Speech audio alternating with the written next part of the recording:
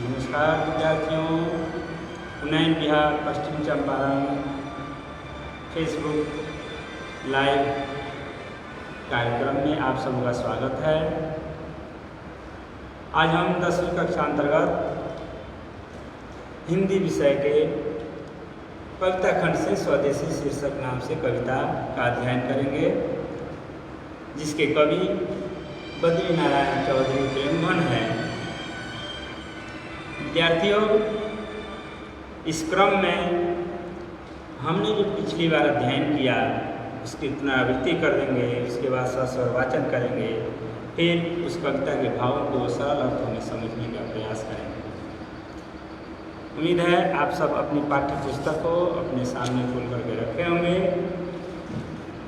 आइए सबसे पहले हम सस्वर कविता का वाचन करते हैं।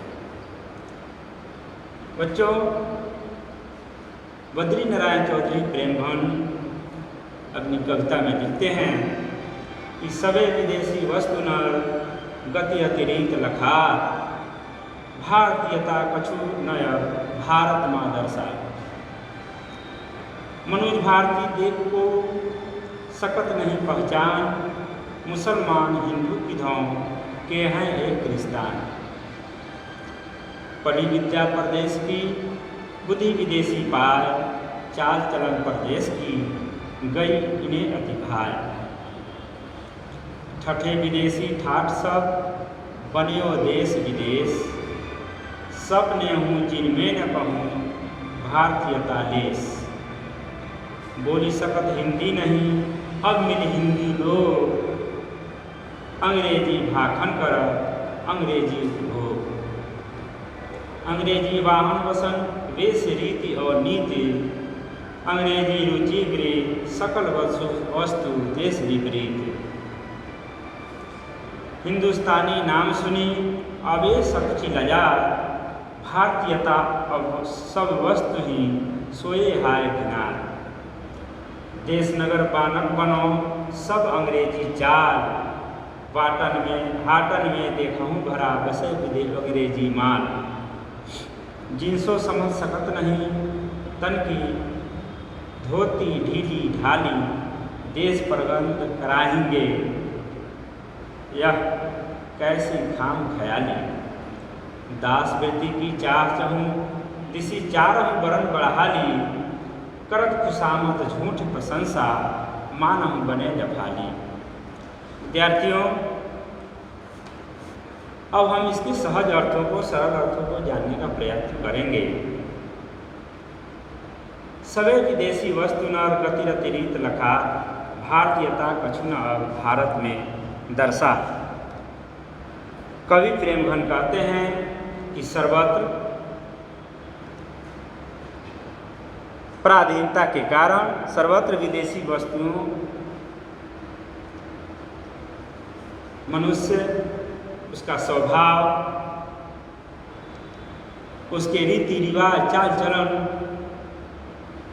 सारे विदेशी हो गए हैं।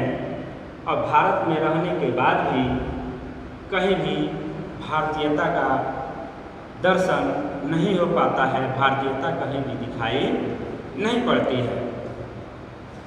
अगले पंक्ति में कहते हैं, मनोज भारती देख को सकत नहीं पहचान, मुसलमान हिंदू किधो के हैं एक क्रिस्तान। पढ़ी विद्या परदेश की, बुद्धि विदेशी पाल, चाल चलन परदेश की, गई अति इन्हें भाई।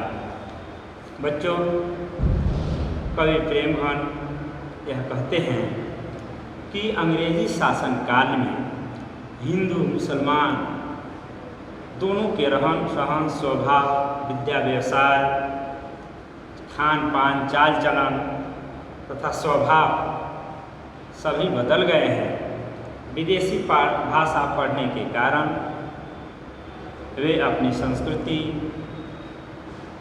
भाषा सबका त्याग कर विदेशी चाल चलन को आत्मसात कर लिए हैं। कवि लोगों के ऐसे मनोभावों, ऐसा स्वभाव देखकर बहुत दुखी है, बहुत व्यथित है। क्योंकि उन्हें स्वतंत्रता प्राप्ति तथा अपने राष्ट्रभाषा के प्रति मात्र भी लगाव दिखाई नहीं देता है। कहा भी गया है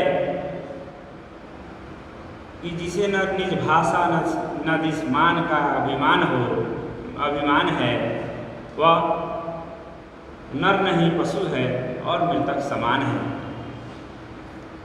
वह कहते हैं कि वह विदेशी संस्कृति से वशीभूत होकर प्रत्येक भारतीय में वह देख रहे हैं कि विदेशी संस्कृति से वशीभूत होने के कारण भारतीयता एवं भारतीयों की पहचान, उनकी गरिमा को वह खो चुका है। चौथी पंक्ति में हम लोग देखते हैं, चौथे पद में लिखा है, ठठे विदेशी ठाठ सब बनियो देश विदेश, सपने हूँ जिनमें न कहूँ भारतीयता लेस, बोली सकत हिंदी नहीं अब मिली हिंदू लोग, अंग्रेजी भाखन करत अंग्रेजी उपभोग। विद्यार्थियों, कवि देश की दुर्दशा को देख करके काफ़ी अपने अंदर ग्लानि महसूस करता है, उसके दुख होता है। वह कहता है कि अंग्रेजी शासन के कारण भारतीयों का व्यवहार, उनका संस्कार सब विदेशी हो गया है। स्वदेशी वस्तुएं मिटा दी गई हैं, उन्हें नष्ट कर दिया गया है। विदेशी वस्तु एवं भाषा के प्रसार के कारण कहीं भी भारतीयता के लक्षण दिखाई नहीं देते हैं। यहाँ कवि की अंतरात्मा उसे यह सोचने पर मजबूर कर देती है कि आखिर कौन सी ऐसी व्यवस्था है, कौन सा ऐसा कारण है कि आज प्रत्येक भारतीय अपने अस्तित्व को, अपने पूर्व के संस्कारों को भुला चुका है। उसे दुख है। आगे वह कहता है कि सभी अपनी सुख सुविधा को पाने के लिए अंग्रेजी भाषा का व्यवहार करते हैं, अर्थात अपनी देसी भाषा, अपने हिंदी का परित्याग कर केवल सुविधा पाने की लालसा से, सुविधा पाने की इच्छा से लोगों में अंग्रेजियत की भावना आई है, अंग्रेजी भाषा के प्रति लगाव हो चुका है। कवि लोगों के लिए हिंदी न बोलकर अंग्रेजी बोलना पसंद करते हैं। कवि लोगों के इस मनोभाव को देखकर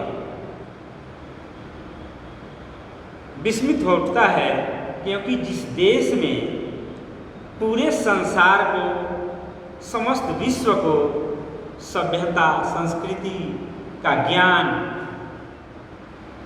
दिया, उसी देश के वासी विदेशी भाषा बोलकर अपने आप को गौरवान्वित महसूस करने में लगे हुए हैं। बच्चों, एक समय था जब हमारे देश को विश्व गुरु का दर्जा प्राप्त था। हमारे देश में शिक्षा ग्रहण करने के लिए दूर दूर से लोग आया करते थे, लेकिन आपसी कलह के कारण हमने अपने ही भाषा के प्रति अपने मन में हमने उपेक्षा पाल लिया और दूसरी भाषा के प्रति अपना लगाव। इस पंक्ति को देख करके, इस पंक्तियों में कवि जो है अपने हृदय की भावनाओं को व्यक्त करता है। उसके हृदय में जो घात लगे हैं, जो घाव हुए हैं, उन घावों को वह इन पंक्तियों के माध्यम से प्रकट करता है।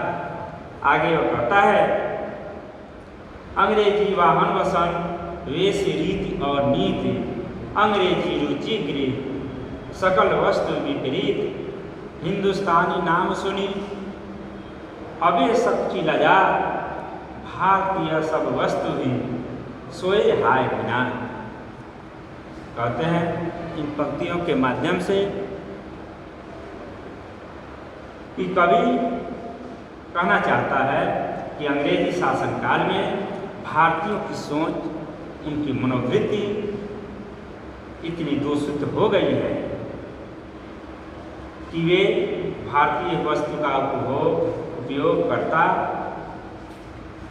करना छोड़ विदेशी वस्तुओं का उपभोग करने लगा है। इन सब कुछ विदेशी रंग में ढल गया है। इतना ही नहीं, इनकी मानसिकता भी इतनी गिर चुकी है कि वे अपने को हिंदुस्तानी कहने में भी शर्माता है, उसे घृणा होती है, वह उसे शर्म आने लगता है। अपने आप को हिंदुस्तानी कहने में भी शर्म लगने लगता है तथा स्वदेशी वस्तुओं को देख करके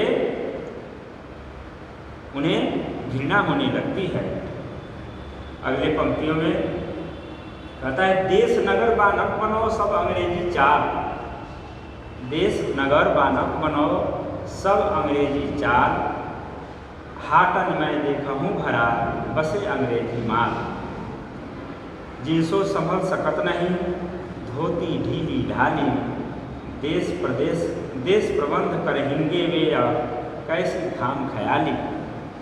दास वृत्ति की चार चहुदिशी चारहु वरन बढ़ाली, करत खुशामद झूठ प्रशंसा मानो बने दफाली। बच्चों, बद्री नारायण चौधरी प्रेमगढ़ इन पंक्तियों के माध्यम से कहते हैं कि अंग्रेजों ने अपने औद्योगिक विस्तार एवं प्रगति के लिए भारतीय उद्योगों पर प्रतिबंध लगा दिया, उसे प्रतिबंधित कर दिया और भारत के हाट बाजारों में चारों तरफ अंग्रेजी सामान ला करके वह उन्होंने भर दिया तथा भारतीय लोग इन वस्तुओं के व्यापारी बन गए, जिसके कारण स्वदेशी वस्तुओं का लोप हो गया। देश की शासन व्यवस्था ऐसे लोगों के हाथों में है जिनकी स्वयं की नीति धूलमुल है, जिन्हें स्वयं पर भरोसा नहीं। प्रेमगढ़ आश्चर्यचकित होकर के वह कहते हैं कि ऐसे खोटे विचार वाले से देश की सुरक्षा की उम्मीद करना बेमानी है, व्यर्थ है, हास्यास्पद है। क्योंकि देश के सभी वर्ग के लोग, सभी वर्णों के लोग, उन वर्णों में ब्राह्मण, क्षत्रिय, वैश्य एवं शूद्र, सभी अपनी भरण पोषण के लिए अंग्रेजों की खुशामद में उनकी झूठी प्रशंसा का ढोल पीटने में लगे हुए हैं। कवि का यह तात्पर्य है कि व्यक्तित्व विहीनता के कारण अंग्रेजी सत्ता की चाटुकारी उनकी बड़ाई करने में यह लोग लगे हुए हैं। इन छंदों में सीधी सादी भाषा है, लेकिन कहीं कहीं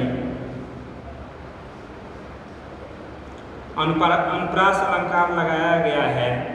कहीं क्योंकि डफली शब्द इसमें लगा है तो बाजा का प्रत्यारोप है और खड़ी बोली दोहा जो है वह खड़ी बोली में लिखा गया है, छंद है यह। बच्चों, उम्मीद है कि आपने इसका अध्ययन किया होगा। आप शेयर करें, कमेंट करें, आपको कमेंट का जवाब दिया जाएगा और शेष अगले वर्गों में हम मिलते हैं। तब तक आप अपने अध्ययन में